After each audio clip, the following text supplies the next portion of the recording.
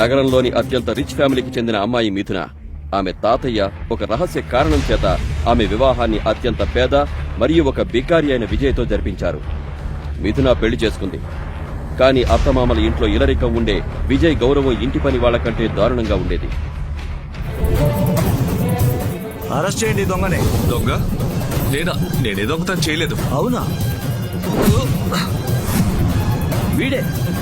వీడే inspector sir.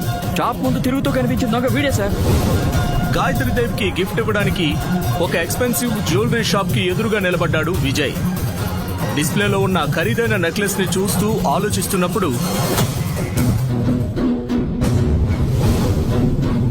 రేయ్ బికారి, ఏం చూస్తున్నావు?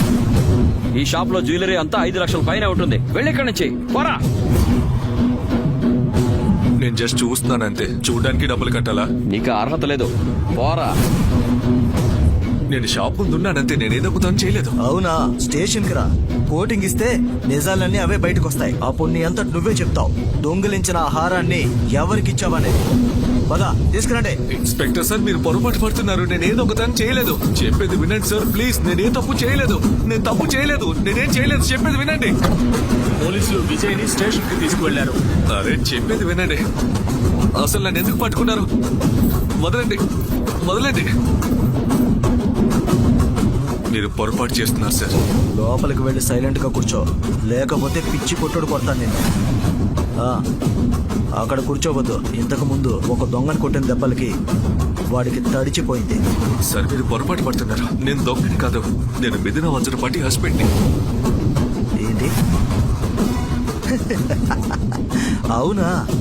నువ్వేనా వజ్రపాటి ఫ్యామిలీకి బికారి ఇంటల్లుడివి? నీ రిచ్ వైఫ్ కోసం ఆ హారాన్ని దొంగలించావా? లోపల పడేయండి. సార్ మీరు తప్పు చేస్తున్నారు సార్. నేనే దొంగతనం చేయలేదు సార్. నేనేం చేయలేదు సార్. నేను దొంగతనం చేయలేదు సార్. ఈ లాకప్ నుండి ఎలా బయటపడాలో విజయ్ కి అర్థం కాలేదు. ఇన్స్పెక్టర్ కూడా విజయ్ చెప్పింది వినడం లేదు. జ్యువెలరీ షాప్ లో దొంగతనమైన హారం ఎలా అయినా రికవరీ చేయాలని ఇన్స్పెక్టర్ అనుకుంటాడు.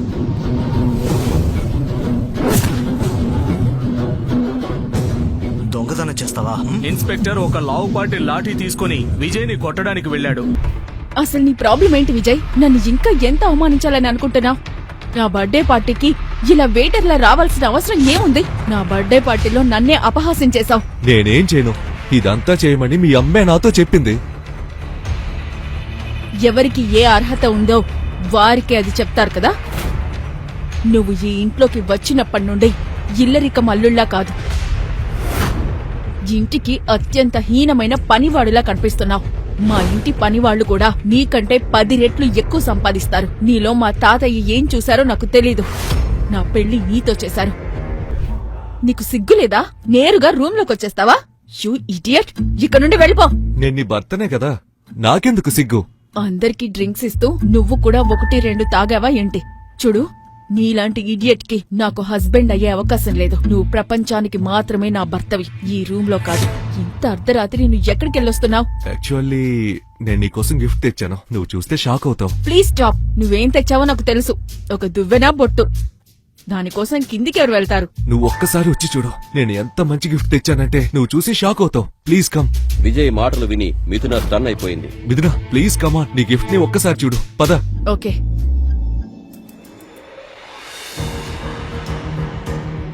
విజయ్ మిథున చేయి పట్టుకుని ఆమెను తన గిఫ్ట్ వైపు తీసుకువెళ్లాడు. మిథున విజయ్ తెచ్చిన గిఫ్ట్ ను చూడగానే షాక్ అయిపోయింది. చీకటి వెలుగులో మెరుస్తున్న లగ్జరీ కారును చూసి ఆమె ఒక్క క్షణం తన కళ్ళను నమ్మలేకపోయింది. ఇది ఇంపార్టెంట్ కార్ కదా. ఈ కారు ఇండియాలోనే కొద్ది మంది రిచ్ పర్సన్స్ దగ్గర మాత్రమే ఉందని నేను విన్నాను. దీని కాస్ట్ 50 కోట్లు.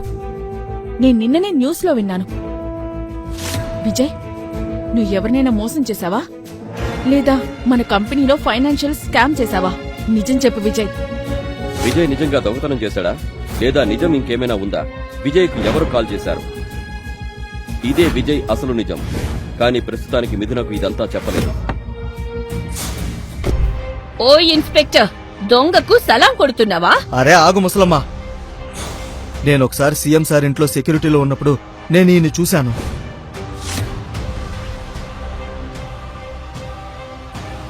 ఆ తర్వాత ఇన్స్పెక్టర్ విజయ్ గురించి చెప్పిన మాట విని అక్కడ ఉన్న వారందరికీ మతిపోయినంత పనైంది.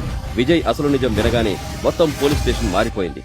క్షణంలో ఎక్కడ తుపాకీ శబ్దాలు వినిపించేవో అక్కడ అందరూ అతని ముందు మోకాళ్లపై కూర్చున్నారు.